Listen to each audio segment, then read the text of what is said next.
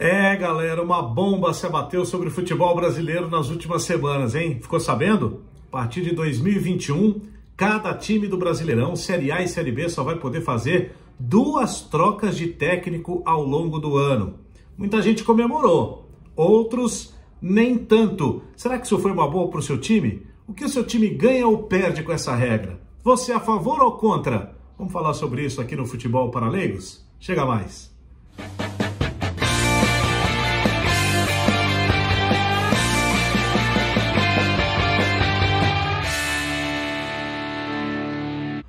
Pois é, meus amigos, por 11 votos a 9 na última reunião da CBF, reunião virtual, os clubes decidiram. A partir de 2021, cada clube só vai poder mudar 2 vezes de técnico no Campeonato Brasileiro, Série A e na Série B. Não vale para os estaduais, porque os estaduais são regidos pelas suas federações locais. E essa regra vai trazer muita discussão. E muitos falam sobre essa regra sem pensar um pouco sobre o que pode acontecer na prática em relação ao futebol brasileiro. O futebol brasileiro gosta de mudança. Quer ver? No último Campeonato Brasileiro foram 27 trocas de técnico.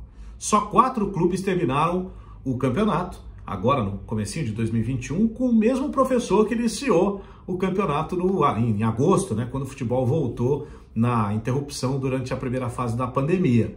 Santos com o Cuca, o Atlético Mineiro com o Sampaoli, que veio do Santos, com o Ceará, com o Guto Ferreira, e o Grêmio, com o Renato Gaúcho. Foram os únicos 4 times que não trocaram de técnico. É bom lembrar que tanto o Goiás, que trocou 3 vezes de treinador, caiu, mas o campeão também trocou. O Flamengo mexeu também no meio do campeonato, o Domenech começou, auxiliado do Guardiola, e o Rogério Ceni terminou o campeonato. O Palmeiras também trocou de técnico. O Luxemburgo começou o Brasileirão. O Abel Ferreira terminou. O São Paulo quase foi até o final com o Fernando Diniz. Quando o time caiu, ele caiu junto. E aí acabou assumindo o Visoli como interino até a chegada do Hernan Crespo. Ou seja, quase todo mundo acabou seguindo essa regra. Se a gente pegar um histórico recente, eu vou mostrar na tela um estudo do Globoesporte.com, né, o ge.com, que mostra em gráficos as mudanças, a quantidade de trocas de técnico dos clubes ao longo das temporadas. E esse gráfico ele faz 3 barriguinhas. A primeira delas entre março e abril, que é a reta final dos estaduais, é aquela hora do mata-mata, então o time que não se classifica, troca de técnico e tal, já pensando no Brasileirão. No meio do ano, entre junho e julho, quando tem Copa América, Copa do Mundo, Olimpíada, tal, eles aproveitam essa intertemporada, ou na virada de turno do Campeonato Brasileiro, e lá no final, já é outubro mais ou menos, né, novembro, quando o campeonato vai se afunilando e a gente já percebe quem vai brigar para cair, para não cair, quem vai para Libertadores, quem vai brigar pelo título. Normalmente são esses 3 períodos em que acontecem as trocas de treinadores. Então, se você for pegar na média, as 2 trocas de técnico estão mais ou menos naquilo que já acontece no futebol brasileiro nos últimos anos. Então não é exatamente uma grande novidade.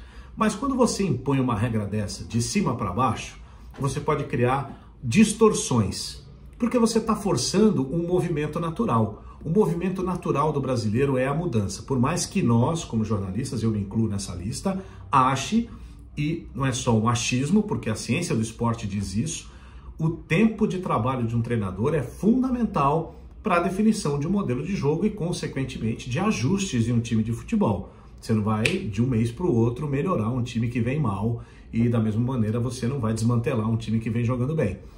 Por isso, o tempo é necessário. Mas, quando você coloca uma regra que engessa um clube de futebol, você pode criar fenômenos. Por exemplo, vou dar um exemplo. Digamos que um treinador acaba sendo contratado nas primeiras 4 rodadas do Campeonato Brasileiro, porque rolou uma indefinição no clube, lá no final do estadual, ou o time, como o Corinthians, por exemplo, foi vice-campeão paulista. Poxa vida, como é que você, dentro daquilo que esperava, o Corinthians brigou para não cair no estadual ano passado. Como é que você vai mandar o técnico embora porque ele perdeu a final nos pênaltis para o Palmeiras? Deixa. E aí lá para 5ª rodada, o time muito mal, você vai lá, manda embora. Vem um outro técnico, dá uma embalada no time, e o time começa a ganhar, engata uma sequência de 4, 5 jogos aí com vitórias, vai bem, vira o turno bonito na 2ª colocação, ou na liderança do campeonato, como aconteceu com o São Paulo, né, no ano passado. vai mantendo e de repente o time vai caindo, caindo, caindo. Você vai lá e troca. Terceira rodada do retorno, você vai lá e troca o técnico. Aí vem um cara que arrebenta com seu time começa a cair, perder, uma sequência negativa, tal, o time vai cair. E aí? Não pode trocar mais. Vai ter que ir até o final.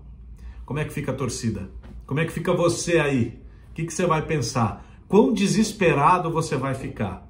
Não vai dar para cobrar ninguém, porque a regra não foi criada pelo seu time, embora 11 deles tenham concordado com ela e 9 discordaram. Como é que você vai fazer? O que o clube vai fazer? Pode-se criar uma coisa que o brasileiro gosta muito, que é o jeitinho. Isso pode ser, de alguma maneira, driblado. Você contrata um terceiro técnico como um auxiliar e depois ele acaba ficando lá como auxiliar, mas comandando o time. Você vai criar algumas situações bizarras. É como em economia. Se esse par de óculos aqui custa R$1.000, mas ele custa R$1.000 porque existe um balanceamento da procura por esse óculos no mercado e daquilo que ele vale, o que ele custa para ser feito. E essa equação, que os economistas podem falar melhor do que eu, mas é um fenômeno natural que rege essa equação. Se eu cobrar 1.500, as pessoas não vão comprar.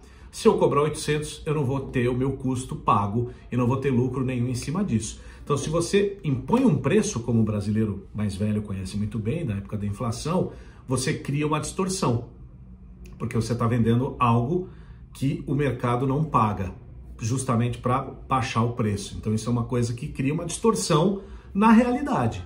E talvez essa regra da CBF seja, embora benéfica em tese, mas também pode criar uma distorção em relação ao que é a realidade. O brasileiro gosta de mudança, às vezes acho que mais do que de futebol. É o que eu penso. Acho que pode ser benéfico, mas seria melhor se fosse uma realidade de mercado, que os clubes naturalmente não trocassem tanto de técnicos. Ah, mas não é assim, então tem que vir a regra. Vem a regra e vão ser criadas distorções dessa regra. Eu posso apostar com você. Quero saber o que você pensa. Você gostou dessa mudança? 2 técnicos por ano, tá bom para o seu time? Tá bom para você? Comente aqui, aproveite se você gostou desse vídeo, dê aquele joinha, inscreva-se no nosso canal para que ele cresça, compartilhe com outros para a gente aumentar esse debate e ative o sininho para que sempre que a gente tenha um vídeo novo, toda terça-feira, às 6 horas da noite, a gente possa se encontrar aqui no YouTube, tá bom? Até a próxima. Bola também para o segundo pau, bola fechadinha, olha o Rice, caçapa!